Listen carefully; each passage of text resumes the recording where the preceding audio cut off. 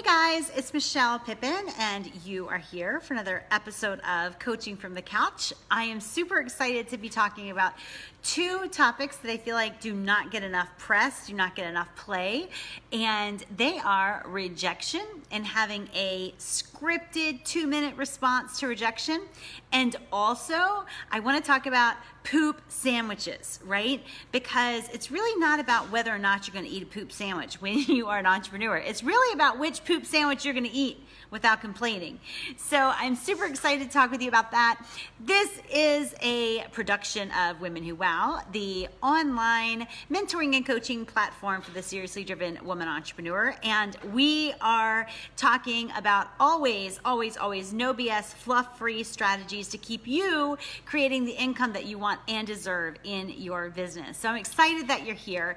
Today, I want to talk about my personal finely honed rejection response. Now, the only way that you get a finely honed rejection response is if you are rejected like an awful lot, right? So I sort of wish that I couldn't talk about this with so much authority. However, I absolutely can. Hold on, I gotta cut my fire off. So when you are rejected in business, right, as all of us will be, we will all be rejected in business. We have to kind of have a plan for that, right? And the truth is, if we don't have a plan, then we are going to get caught up in it. We're going to start reflecting on the rejection. We're going to wonder what it means. We're going to wonder what it means about us, about our business, about our product, about our ideas. We're going to wonder if it means that they don't like us, or that we're not good enough, or that we need to write another book, or we need to get certified, or like, good Lord, right? Like, we're gonna have a million different thoughts about rejection if we don't have a plan, because our natural bent as humans is going to go in that direction, right? And so there's something that I've written about rejection quite a lot, right? And I've been rejected quite a lot. There's one thing I've never actually revealed, and it is my own personal 2-minute rejection response, meaning I do this, what I'm getting ready to tell you, within 2 minutes of being rejected. Honest to God, this is something that I've always done as long as I can remember, and well, not really all the way to the back to the beginning days of my business, but a long time, like a decade maybe or more. And I just realized that I needed sort of an action-oriented response to rejection. I realized that I wasn't going to avoid rejection. Rejection just means I'm doing my job, right? As an entrepreneur. Rejection just means I'm doing my job as a messenger, that I'm going out there and I'm putting my stuff into the world, and I'm inviting people to come in closer. I'm inviting people to buy from me. I'm inviting people to let me work with them in a professional capacity. And so certainly I get rejected, right? As all entrepreneurs do. There is, as my coach, I'm moving all around because Sophie is trying to get comfortable back there. As my coach told me, yes lives in the land of no, and there is no land of yes. So like, you're not going to have a business where all you get are yeses. You're not going to have a business where all you get is acceptance and applause, and you don't get the rejection and the no. So let me tell you my 2-minute response. For every single no that I get, I toss an invite back into the world within 2 minutes. Honest to God, literally, it is like maddening almost, right? So like, I have this little commitment, this little game that I play with myself, where once I get a no, I immediately respond within 2 minutes by inviting somebody else to do business with me, right? It's almost like my husband, who, when he goes out to shoot baskets, like, he won't end on a missed basket. He won't come in on a missed basket. He will always end after making a basket. And it's like this little game he plays with himself. And he's not a professional player, right? But I am a professional entrepreneur, and I do intend to get paid, and I do intend to grow regularly in my business. And so I have this little 2-minute rejection response. When you say, I'm not interested, or like whatever, then I immediately flip that back into the world with another invite. I just refuse to end on a no. And it's sort of fun. It actually makes my, it turns selling a little bit into a fun like game. It kind of create some levity a little bit. And so it's something that I've done, and it really helps me stay in the selling game versus getting all in my head, right? 2 minutes is not enough time to get in your head with selling. Like you hear the no, regardless of how big the no is or how sure you thought the sale was or whatever else, like you just turn that, and in my response is I just toss it right back. Right? I just toss it right back into the world. So I always end on a yes. Now, what this means is sometimes I literally won't invite somebody else, like kind of towards the end of the day, because I don't want to get a no and have to like get out of bed and keep my commitment to myself to toss it back into the world and invite somebody else, right? And so, I play games with myself with this. That's why I usually do selling in the morning, because as soon as I get a no, I know I only have 2 minutes to invite somebody else. Let me tell you the 2 tools that you need, or the 2 tools that I use in order to employ my rejection response strategy. So the first tool that I use, and I have talked about it a million times, sometimes I call it a hit list. On our blog, bemichellepippin.com, you can Google hit list and you can learn about that. But other times I just call it my list of 50.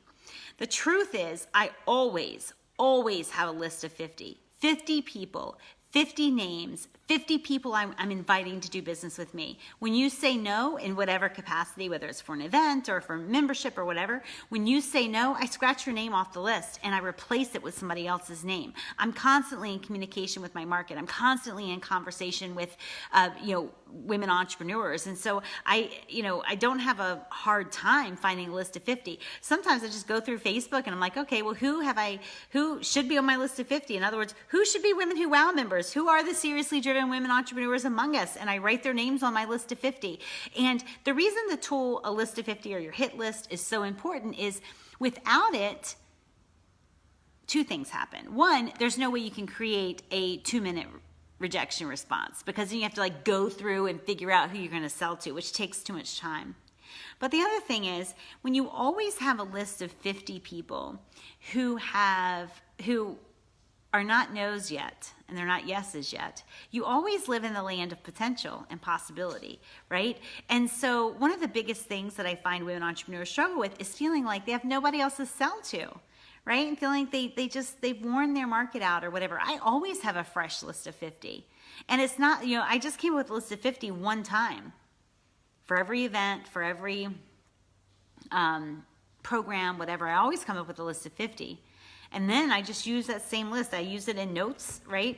And so the tools that I use for this are my list of 50, because if I have to go and hunt for like somebody to invite, then 1, the invitation may or may not be super genuine, right? And I don't want to disingenuously invite someone to Women Who Wow, or worse, like invite someone to like a Women Who Wow event, right? Like one bad apple can really spoil the bunch. So I do want to be, genuine in my inviting, right? And so if you're on my list of 50, I've already kind of scouted you. I've already kind of know what you're about. I think that you're really cool. I'd like for you to be a part of Women Who Wow. And so that's where my invites come from. So that one tool is a list of 50 or hit list, whatever. The other tool that I personally use is email. That's my preferred method of selling.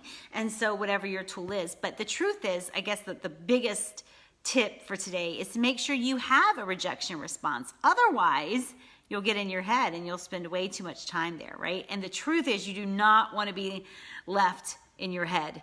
It's not a good place for entrepreneurs to be. Speaking of not good places, I'd love to talk with you about poop sandwiches, right? Poop sandwiches. It's not whether or not you're going to eat a poop sandwich as an entrepreneur. It's only a matter of which poop sandwich you really want to eat, which poop sandwich you're willing to eat for the rest of your life. And that is something that I used to think about all the time. I've written about this under different topics over the years.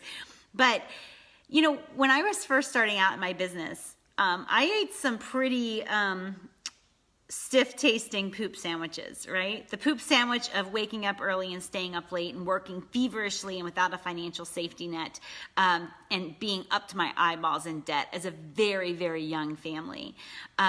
I ate the poop sandwich of cutting out every single expense that anybody in the world might consider extra, right? Including things like saline solution, obviously cable, cell phones, eating out, right? Like I cut all of that out. That was a poop sandwich that I was more than willing to eat, right? My friends would say, oh, you're so lucky. You get to stay home with your kids.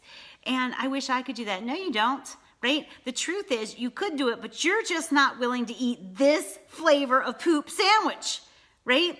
Because the truth is you would rather eat the poop sandwich of not being with your kid 8 to 10 hours a day.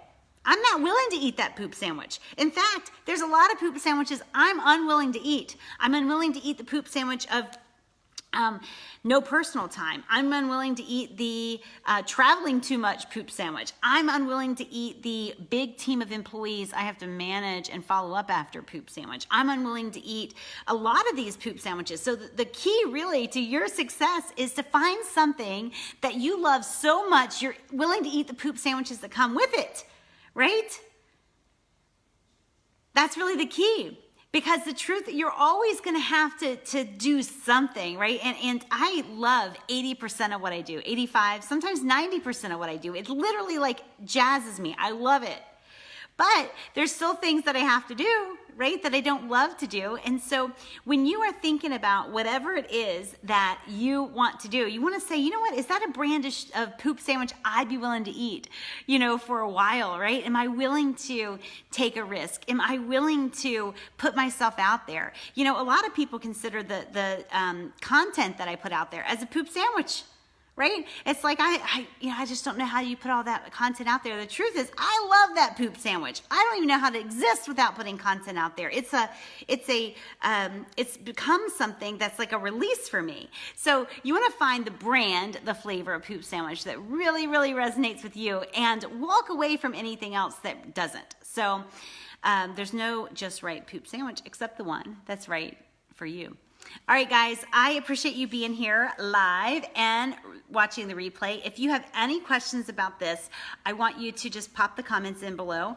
And for anybody who leads a team, who has a business of their own, like this, the first part of this about the rejection response is something that can absolutely change the way they approach business starting right away. And so please share it with them. And if you guys have anyone who needs to talk with me, or you want to talk with me, m.me/womenwhowwow, just shoot me a message, let me know what's on your mind. And if you are a seriously driven woman entrepreneur, then you have got to come and join us over at Women Who Wow. So message me about that, and I'll be sure to answer any questions that you have. Talk with you later. Bye.